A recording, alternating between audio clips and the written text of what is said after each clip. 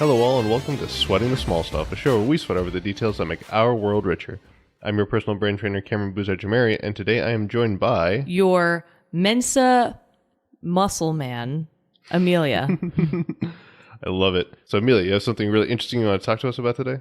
Yes, so I've been thinking about this topic a lot lately, and it is the fact that the American commute is up.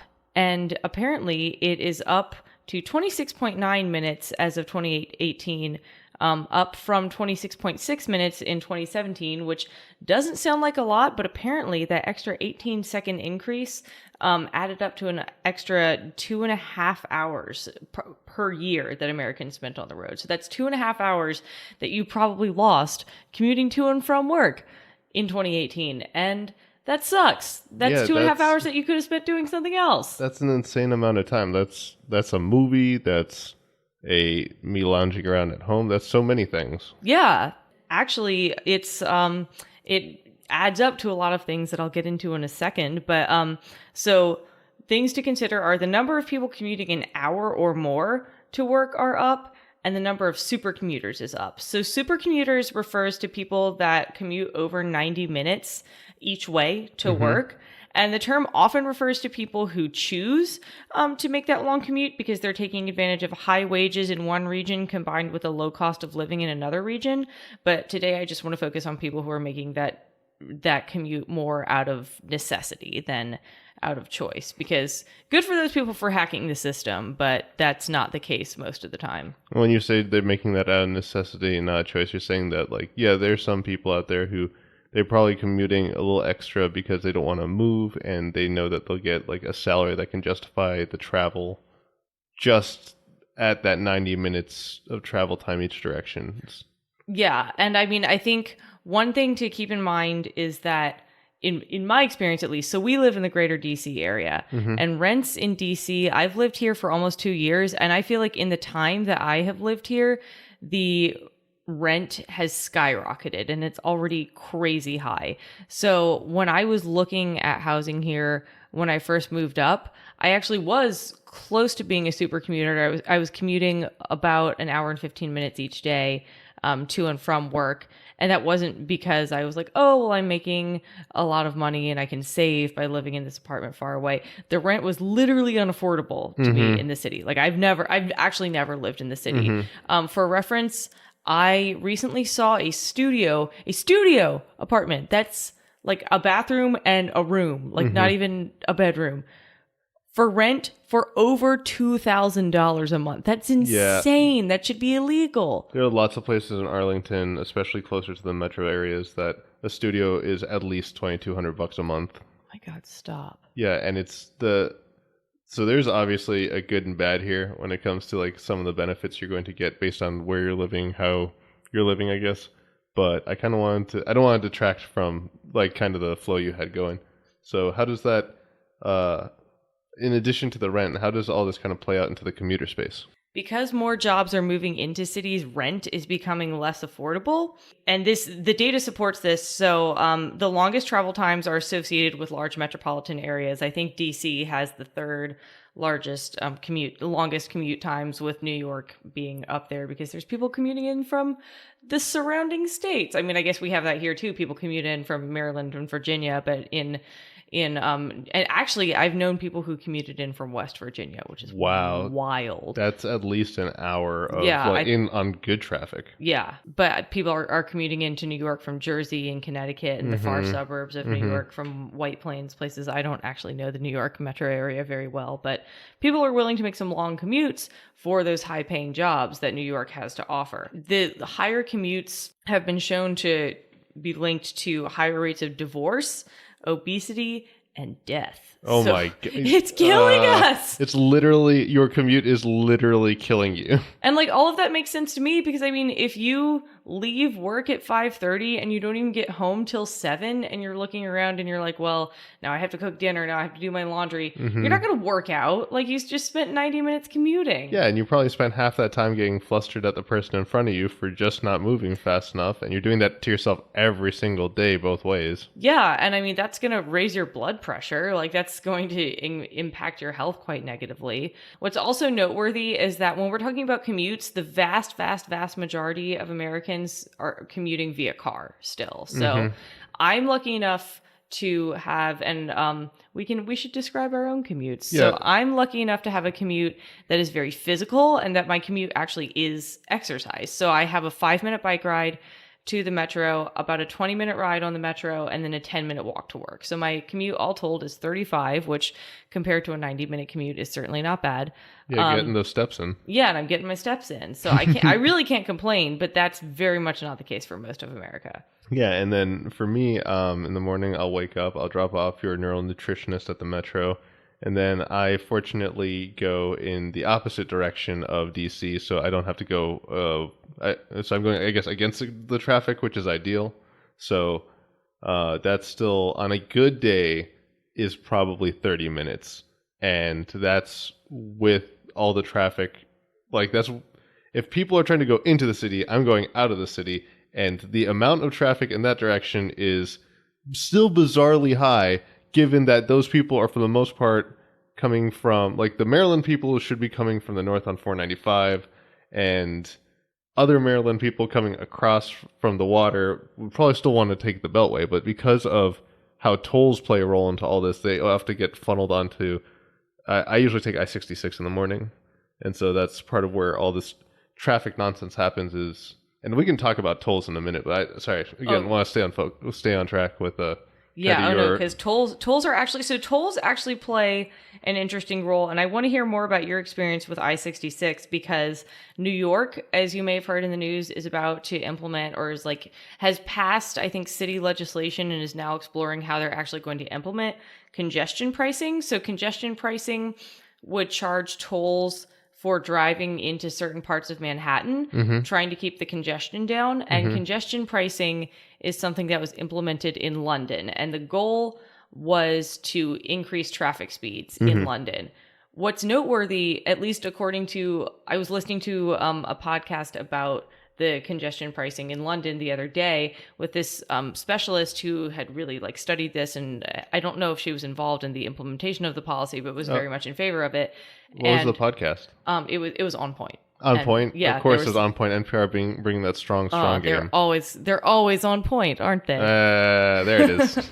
But they were talking about how they were so emphatic and enthusiastic about the congestion pricing in London, and finally the host asks, okay, well, did it increase traffic speeds in London? No, it didn't. What it did was, so at the same time London implemented congestion pricing, they also implemented 300 new buses. So instead of having cars on the road going slow, there are buses on the road going slow. And so I think really the solution there is, I mean, good on London for thinking of implementing a public transit solution simultaneously with doing something to incentivize driving. I don't have a whole lot of trust that American cities will do the same thing. Yeah, we're not great at keeping a big picture planning. Yeah, but at the same time, it's so you literally didn't solve the issue. And I think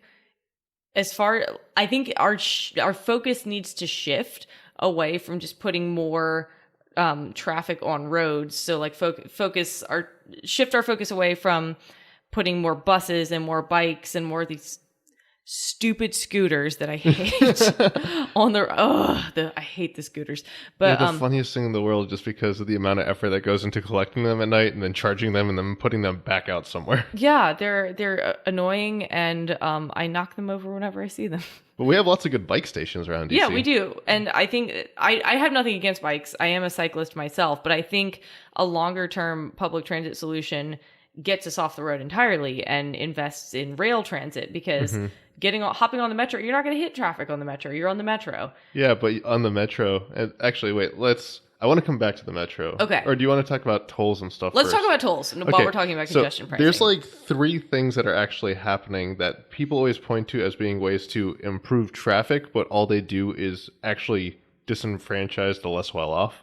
So they are paying for tolls, paying for parking, and then how we treat the relationship between cyclists and drivers.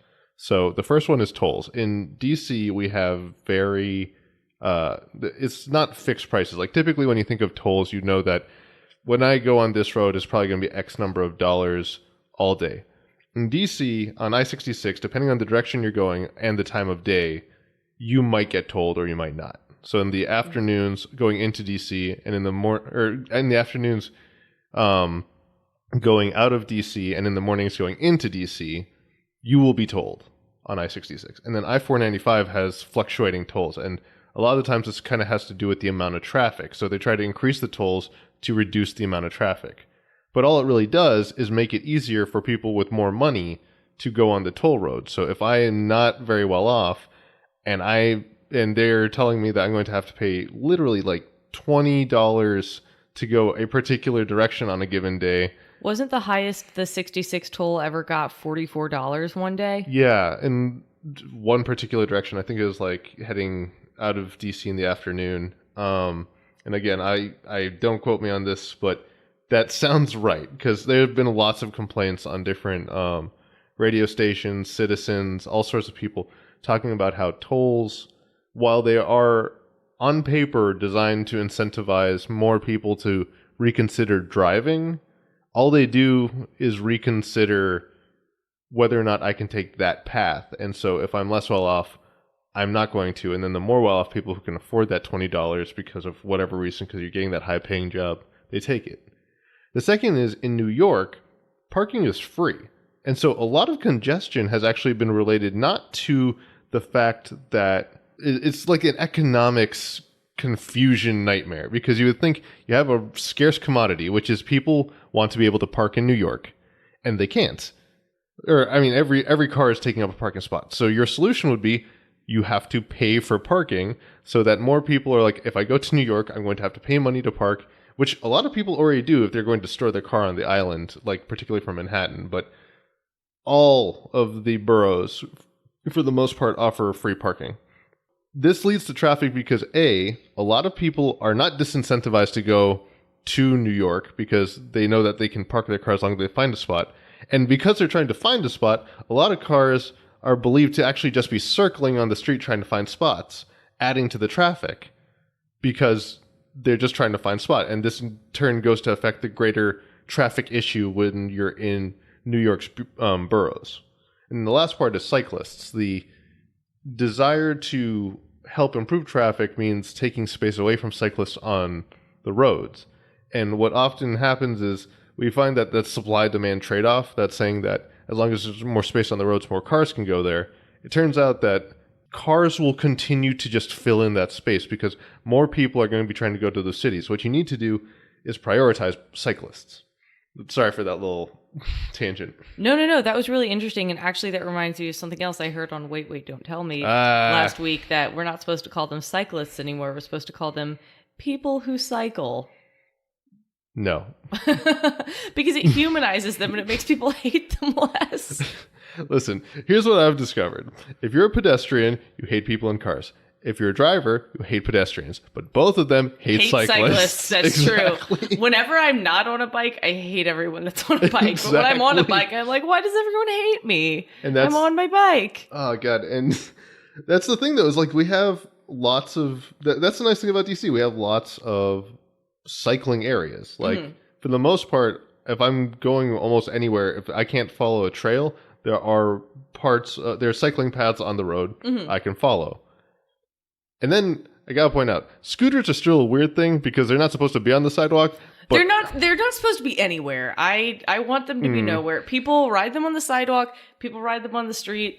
I just don't want people to ride them. I hate the scooters. Like I get the scooters as someone who sweats very easily. Like, so if I have to bike to work, but then I get there and I'm sweaty and I have to change, then I'm going to be less keen to bike to work. But if I can just hop on the scooter and just like get to work and not be super sweaty, so I can just go into work and not worry about having to go to the showers, then yeah, I'm more inclined to want to take scooters. So I get that part. But the problem is like they're so new and it's such a wild west of these scooter companies that like it's very hard to get everyone to agree about how scooters are supposed to work. And I can actually talk about a different thing having to do with commuting. Yes. And okay, so part of this problem actually is a problem that we see in any city that has a large, I think the term is a migratory population, in that people are coming in and out of the city throughout different parts of the year for work, travel, business, which means you have a lot of people who aren't used to how the city kind of flows. Oh God, that's DC. Right Yeah. now during Cherry Blossom Festival, good Lord. Exactly. The tourists don't know how the metro works, and then it's about to be hill turn season. All the hill interns are going to be in the city in a month, and it's very migratory here. And so you end up with the problem of specialization, where over time you have learned how to properly navigate the metro system. Because you know how to do it, and the vast majority of people know how to do it, the metro system or bicycle paths or how you drive through the city becomes a learned skill that you specialize in. All these people are showing up not having that skill, and because they don't know, like, oh, you're supposed to go here, you're supposed to get a free left turn on a green light here, you're supposed to do this or that, they cause the rest of us who know these skills to slow down anyway. And they make us very angry. Exactly. When they stand on the left side of the metro like heathens. And yeah, and the escalators too. The escalators. You're supposed to move to the right-hand side so that people can walk by. That's the honest truth, people. That's it. It's just that this specialized knowledge of how commuting is supposed to work is extra terrible in cities like Miami, DC, New York, places where lots of people are moving there, leaving, or passing through. There is so many different people from different places who don't know how to treat the commuting, I guess, apparatus. And when you mentioned the fact that a lot of the traffic in New York is just people circling, looking for parking, that reminded me that there's some debate over whether or not Uber and Lyft are contributing to that traffic or helping it. And I think that that's a really interesting debate, because if you're taking an Uber or a Lyft, you don't have to park. Yeah. Multiple people are taking the same car, so you're not driving. I would think that that would be beneficial in the long term. But there are people saying like, oh, these people are stopping in the middle of the road. They're like doing various things that are causing more traffic. I don't know. What are your thoughts? Wait, who's interviewing who here? So I definitely would agree with you on all those points. I think something that is problematic of all the rideshare business models is the apps themselves incentivize you to not be near other drivers.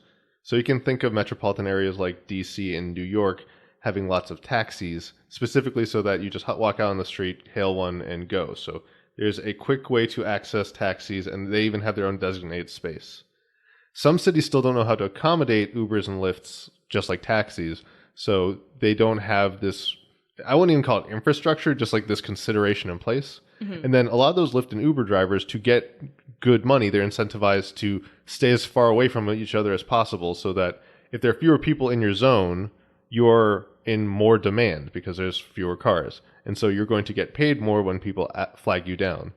So you would think it would be like, oh, lots of people typically want rides from here at this time, so I want to get cars to move there. That's not how they're incentivized. They're not incentivized to prioritize how the algorithm itself might think is the best way to get people to a car. And also, I guess ultimately, Uber and Lyft aren't beholden to a city and beholden to making sure that congestion isn't an issue, and beholden to making sure that the citizens of a city can effectively get to and from work in the way that a city itself is, because they're a private company.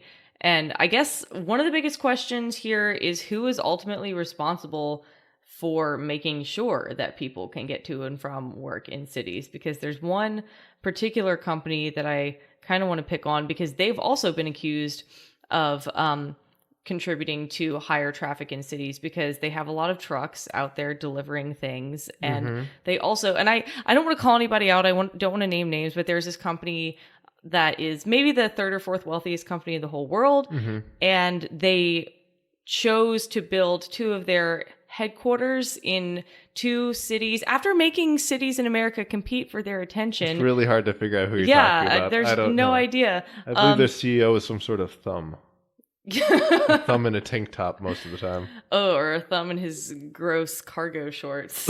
I respect cargo shorts. That is a functional utilitarian but not choice. when you're sexting. Oof. Okay. No, this is the wrong place for this. But no, they had the opportunity to go to lots of American cities that were competing to host their headquarters, and instead of going into these cities, because they wanted public transit near their office, which is a fair thing for a company to want. But as like the third or fourth wealthiest company in the world, they could have built that in any city, and instead they chose to set up their two headquarters. One of them actually got booted out of the city where it was supposed to be. The other one is unfortunately in our neck of the woods. I'm not looking forward to their arrival. They chose to build their headquarters in a city that taxpayers had already funded public transit, and that's extremely frustrating because they're taking advantage of a resource that I myself, as a taxpayer in Virginia, have already paid for. Exactly. And by that I mean I paid taxes for. I think I actually had to pay back taxes for the first time this year, so I haven't really contributed to the building of the DC Metro Listen, for every dollar you spend is another dollar someone who has to go deal with Ballston Metro being on fire is getting paid. So you take every bit of credit. Thank you. You're welcome, WMATA employees. Actually, I think, speaking of companies, I think that brings up an interesting question, which is there's a lot of debate over how companies are starting to understand who is really supposed to be paying for transit, or even if they should be letting their employees commute at all. I was wondering, do you have any thoughts on that? Yeah, so I've always thought, I used to listen to this anarchist podcast where they would always pose, like, what would happen if we made employers pay for our commute? And I think that's a really interesting idea. My hope is that it would maybe incentivize companies to say, oh, if we're having to pay for people to make this commute, and we have people working in a super congested city and people are spending 3 hours a day commuting, and we're then having to pay them 3 more hours each day, maybe we should reconsider why we need an office in New York, DC, or LA. Maybe Exactly. we could put an office anywhere else in the country. I don't know. So that would be my hope, but I think there are a lot of ways you could look at that. Maybe they would actually pay people what it costs to live in these cities that they've decided to put their offices in. Or maybe they would reconsider whether people need to be in the office from 9 to 5. And there's also this other problem that always seems to happen where the companies, they want to be proactive and put in incentives for people to use commuter rail or whatever. So they'll like pay you X number of dollars a month to use commuter rail. So they'll just like, here is how much money we think a employee should get to use commuter rail based on where you are. While it's well-intentioned, it ends up just not being enough. I have 2 things to say about that. First of all, the DC Metro is crazy expensive for public transit, and that is unacceptable. If you want to actually address congestion in a city, make it less than $6 to get to work on the Metro. Jesus, it's not that hard. And there is that money somewhere. You could find it. And like the week I moved up to DC was the week that they cut their service back. The DC Metro, for those of you who don't live around here, does not run 24/7. It's closes at like 11:30 or 1, depending on the day of the week. But like that's crazy. That's also basically saying to like people. So I work part-time at a bar that I am off at a time when I can still take the Metro, but a lot of our employees don't get off till 3, and they cannot take the Metro home. So having the Metro not run 24/7 is basically saying to service industry employees, like, we don't care about you, which they don't. Like, WMATA does not care about the service industry at all. The DC Metro is designed to bring people into downtown from the Maryland and Virginia suburbs, bring them to their 9 to 5 jobs that like the federal government or whatever, Mm-hmm. and then bring them back home. It does not run well on the weekends, and it does not run well after hours, because that is not the population it was designed to serve. Mm-hmm. And I think that's something that really needs to be addressed. Another thing that I've been thinking about, because I've been hearing a lot lately about how, like, we need to tax drivers more. We need to show people the real cost of driving because this is impacting climate change. And I agree. Climate change is a huge problem, and driving contributes to it a lot. But as far as showing people the real cost of driving, American policy has been in favor of driving over public transit for so long that that's just not, you're never going to sway public opinion on that. Yeah. I care deeply about climate change. Also, I am a single woman who drives an SUV, and you will pry it out of my cold dead hands. Like, I need my SUV. How else am I going to move items around or go on road trips? Yeah, or I need a car that I could theoretically live in if things go south. I feel like your situation perfectly justifies the need for an SUV. There are a lot of other people I've seen driving around DC that I cannot understand why they need a Cadillac Escalade or anything of that size My in dream DC. car. Oof. But I think, so DC actually has done a decent job, in my case, of making it convenient enough to take the metro and inconvenient enough to take my car. Mm-hmm. But policy measures that just make it inconvenient to drive and don't make it convenient to use public transit are just going to piss people off, are just going to take money away from lower middle class people, and are not going to incentivize people to take public transit. And I think it's still we're still years out from America shifting more towards putting actual money into public transit. Because another thing that people always say about systems like metros is that the amount of money that you put into building a metro, you never make it back in ticket sales, which is true. But you make it back in people being able to get to work. You make it back in people. You're investing in the health of your citizens. Right, you are. And as a person with a master's degree in public health, I know America is not invested in that at all.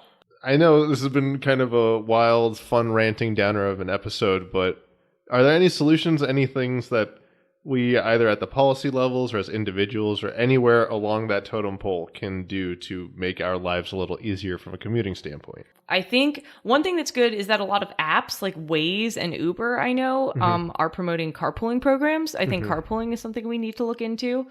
I think cycling when you can. I'm from New Orleans. New Orleans has actually done a lot in recent years to build up its cycling infrastructure.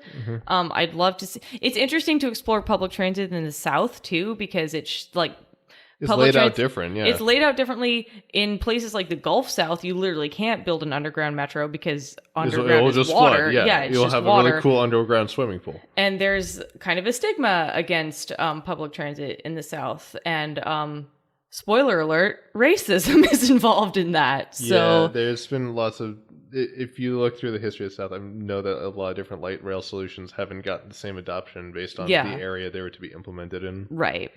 So Dallas, the DART is decent in my experience, but and I don't know about Atlanta.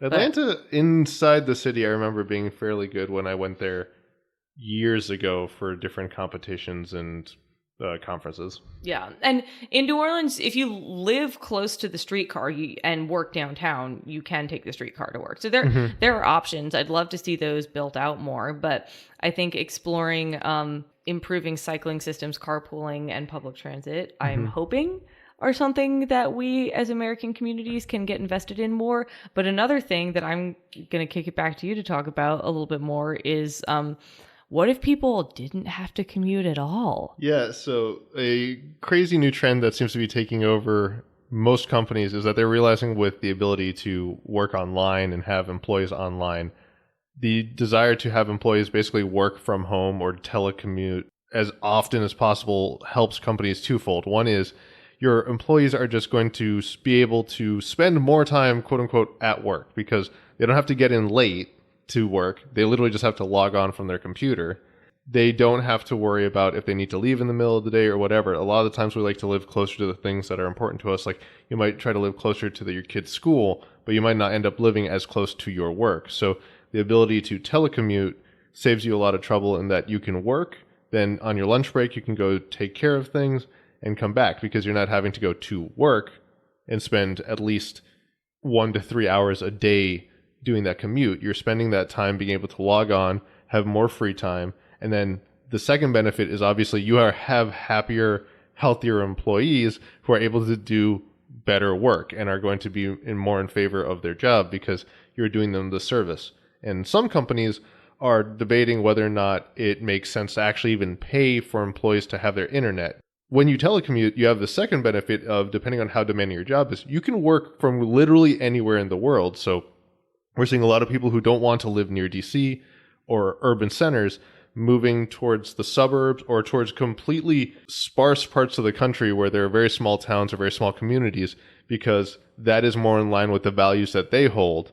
But those communities obviously might not be the same places where these large tech companies exist. And so now I can go work in middle of nowhere, Arkansas, find a community that I agree with, but still be able to have a job that lets me do what I love or makes sense for me financially. Middle of nowhere, Arkansas, where I went to college. I love you, middle of nowhere, Arkansas. I thought you'd appreciate that little shout out. Yeah, I did. Thank you. Yeah, do you want to give a little teaser where it was from, or is we just going to leave it at middle of nowhere? Conway, Arkansas. I went to Hendrix College. For the 2 other people that went there, here's a shout out to you guys.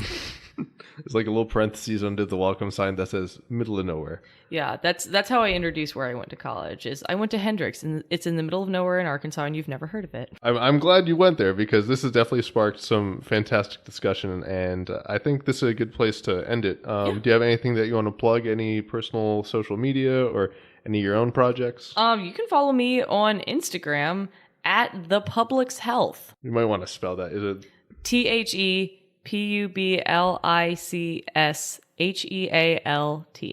Just checking. Yeah. And because when I hear Publix, I think Publix. Yes, because you're from Florida. Yes, because I have been exposed to the greatest thing on the planet. And we should do a whole episode about Publix. We should, and I really do hope to have you back on. This has been an absolutely fantastic love to join. episode. As for us on Swing the Small Stuff, I have been your personal brain trainer, Cameron Bouzard-Jamari, and you can find us on Facebook, Instagram, Twitter, and YouTube at Small Stuff Show. Please do let us know if you are sweating any small stuff with hashtag Small Stuff Show, or email us at smallstuffshow@gmail.com.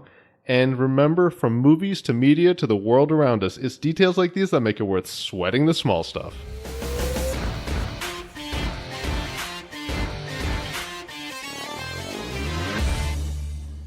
Have fun? Yes, I had fun. Nice.